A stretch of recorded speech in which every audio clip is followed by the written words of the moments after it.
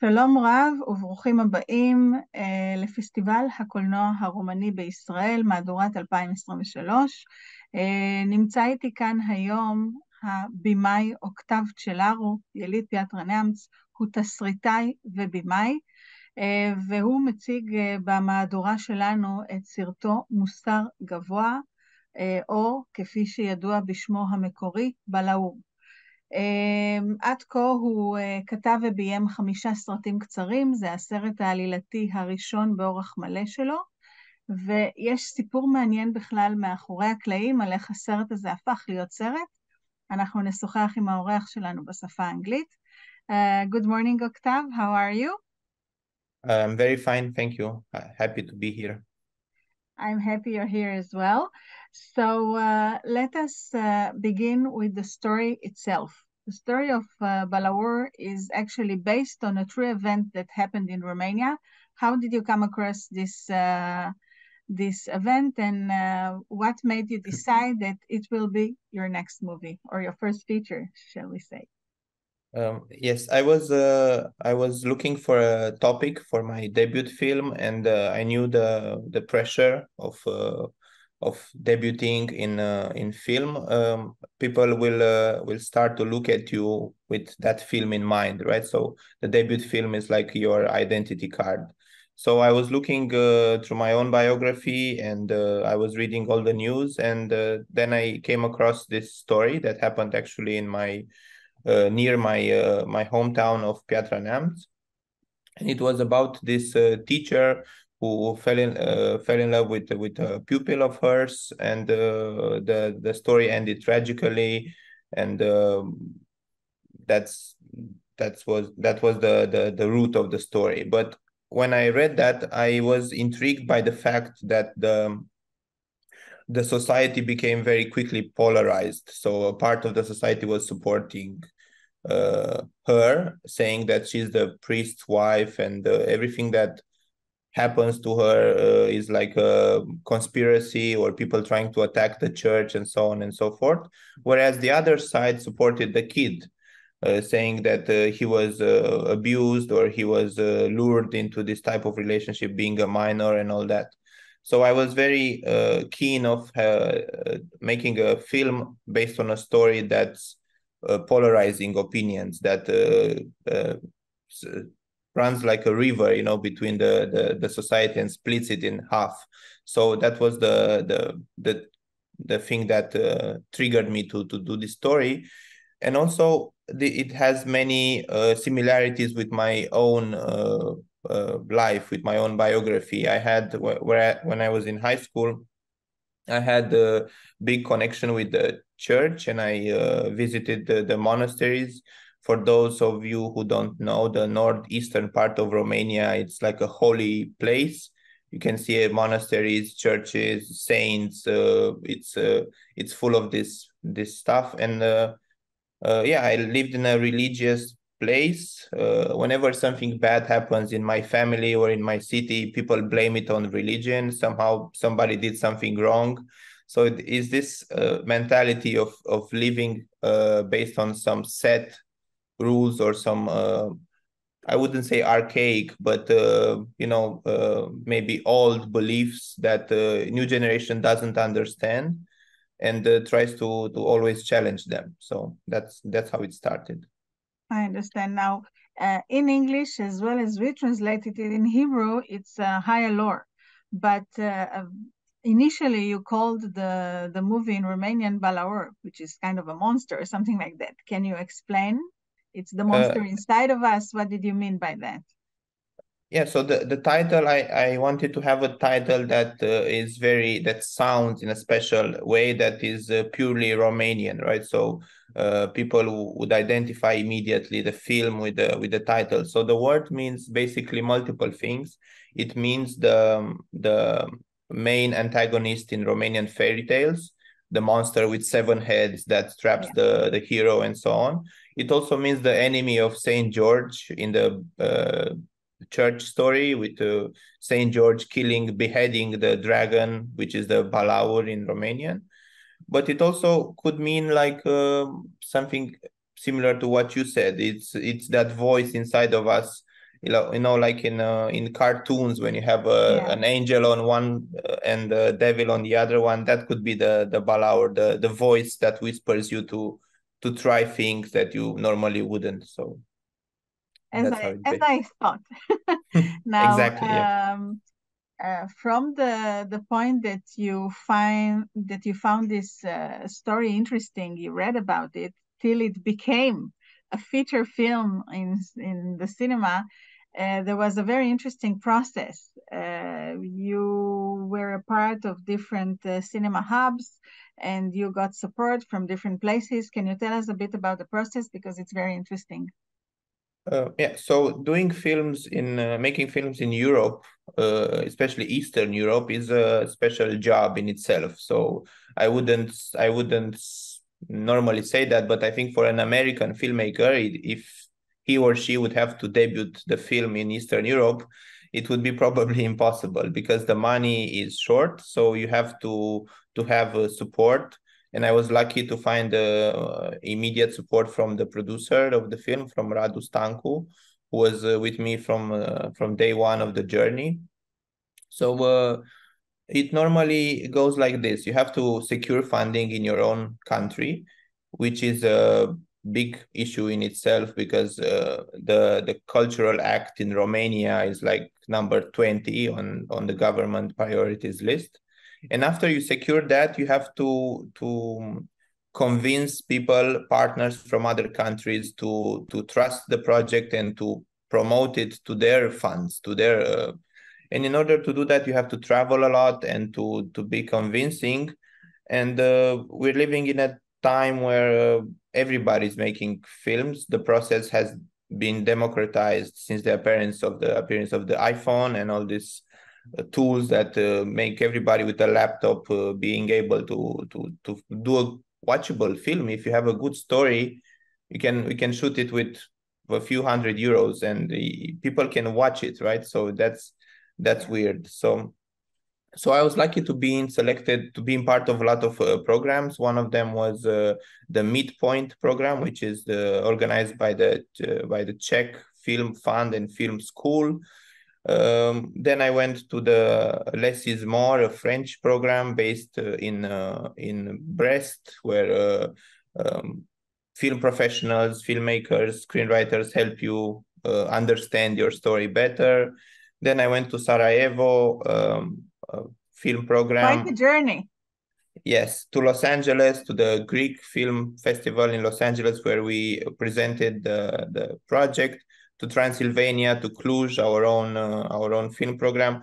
All in all, we have traveled in like 14 cities before starting to shoot anything. So this was just part of the writing process and on the development process to gaining support and collaborators. In the end, the film was a co-production between Romania, Germany, and Serbia, with support from the media program of the European Union and the Romanian television. So we could convince quite a lot of people. And I think it was due to our energy and to our will to make this film. But there also was, and this was a big lesson for me, there was a thing in the story that clicked with everybody. So, when you read the 20 pages, in a newspaper, you have 1 hour to do that, right? But when you have to convince somebody, you have to have them in 20 seconds. It's like the elevator pitch, right? When the elevator gets down, you have to already have convinced them. So our story was like a kid falls in love with priest's wife and then confesses to the priest. So this immediate, yeah. So this immediate triangle,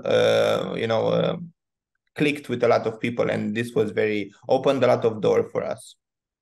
Okay, it's always about the story at the end of the day. It begins and it ends there. Now, do you feel that the movie got its first, push from the audience at TIFF, Transylvania International Film Festival? Because I remember that back then it was sold out. And it's amazing for a creator to know that his film is sold out. And should we say to our viewers here that sold out at TIFF Festival means usually for a few thousands of tickets. So it's amazing. Did it get its first push there? And then how do you feel about it? Yes, it was our first big leap with this film after we have shot it. And I want to thank again and again the TIFF team, Mihai Kirillov and Tudor Giurgiu, for making me a part of the competition. It was sold out. I was very nervous where I was walking towards the cinema. It was a Tuesday evening. It was 10 p.m. And I said, "Oh, who will come to see?" And it was full house. I remember because I was there. Yeah, and yeah. there was this gentleman with a sign around his neck saying, "I will buy tickets to the film BALAUR for whoever has one." So yeah, it was great. Okay, and afterwards, I understand that the film started to show throughout Romania at the Cinema City, which has cinemas in different malls, but of course it helps. How did the audience receive the movie there, which is kind of to be true with movies and in the cinema? Well, it's a out-of-body experience to see your art house film next to Tom Cruise face and Brad Pitt. So people, you'll put yourself in the spectator's shoes, who goes out with his girlfriend and say, "What should we watch? Should we watch the Tom Cruise movie or should we watch this Romanian thriller that we don't know anything about?" So it was interesting. I was there for a few projections. And we made quite well, I would say, for a debut film. The advantage was that next to TIFF, to the actual screenings in Cluj, which were two of them, TIFF has a hub of festivals and events throughout the end of the summer and the start of the autumn, right? So we took advantage of that and we created a Romanian tour in the Timișoara, Alba Iulia, Oradea, Sibiu, Constanța, Iași. Some of the events, most of them were supported by TIFF. So everywhere we went, we had almost sold out places. And people who weren't able to come because of scheduling issues, they knew about the film, right? So when it came out a month later in the malls, they went to see it, even though they don't normally go to Romanian movies in the malls. So we were lucky, and I thank TIFF for that. And I also thank my producing team, who created one of the most important and memorable nights in my life, because they managed to rent the Romanian Athenaeum, so the biggest and most wonderful building in Romania, where we had the gala premiere there. So wow, it so was exciting. Great. So yeah. Exciting. I can imagine how exciting it was. Now, you said that you had a certain lesson when you understood that the subject, something that appeals to many people, is a good choice for a movie. But in general, when you seek for subjects, for issues, for your movies, what do you look for? Do you already have a certain set of mind that you know some things you are looking for that interest you personally? I'm looking for emotion, so I try to find emotion in the most unusual places, and because cinema is a powerful tool. We have other ways of telling stories as well. We have novels, we have theater, we have journalism, documentaries. But cinema, and I'm speaking about fiction film, cinema allows you to see what you might not able to see in other, because if you read a book about the wife of the priest, right, you can imagine certain things, you can portray her in some way. But if you actually see it on a screen, then the truth somehow is already in front of you, and you are not a creator of truth anymore, you are analyzer of truth. So it's like watching peeping through the keyhole, right, and see how life is inside of the priest family, or how are the religion studies classes, which I think we are the last country on earth to do them. So it's it's all this stuff that cinema allows you to do, and I'm looking for stories that basically couldn't have been told in some other medium, right? So this is one thing I'm looking for. Because if you look at the story and say, oh, this could be a great article in a newspaper, this could be a great novel, then okay, maybe it's not a film, maybe it's a novel. You see all these examples of great books, like really great books, and then you see them turn into a film and you say, oh, I like the novel better because it was a novel, a story for a novel. Yeah. Can you give us an example for another movie you made? I know short movies, but that emphasizes this very point you just made? Yeah, so I made right before the feature film, I wanted to explore some of the team members, right? Because a feature film is an adventure that you go on for a year or something. You have to collaborate with people. And I changed, I shot my first 4 films with the same director of photography, the same camera guy. And I wanted to change him for the feature film. But before that, I said, oh, let's try to make a short first to see how we get along and how we see that. And I made this short film about corruption in Romania, about this politician who tries to control some things, but unfortunately his computer gets hacked and some compromising photos start to be almost on the verge of being leaked to the press. And he tries to convince this young computer guy to help him, right? And it's a clash of 2 generations. The old people who have power in Romania, but they are completely, they don't know how to use computers, basically. And the younger people who are very keen on technology, but they have no power. So this type of story was... because we can all imagine corruption. When we say corruption, we imagine this face or that face from our own. We don't have to imagine a lot. We have full of it here and all over. Yeah. But in order to, so I made this film, and immediately when you see the face of the guy in the picture, you can really read them and understand the story. So it was another thing that happened to me. Actually, this is based on a true story. And it had the same starting point, having a story that is better told in cinema rather than other medium. Than other media, yes. It's very interesting. Can you share with us some thoughts or news about your next project? I always thought that the first film would be the hardest, but apparently the second one is even more hard. It's even harder because you have to do something else, but in the same time not very different from what you did, so people can really put a finger on your trajectory, right? So I'm working on multiple projects. For one of them I am just a screenwriter. It's a comedy film.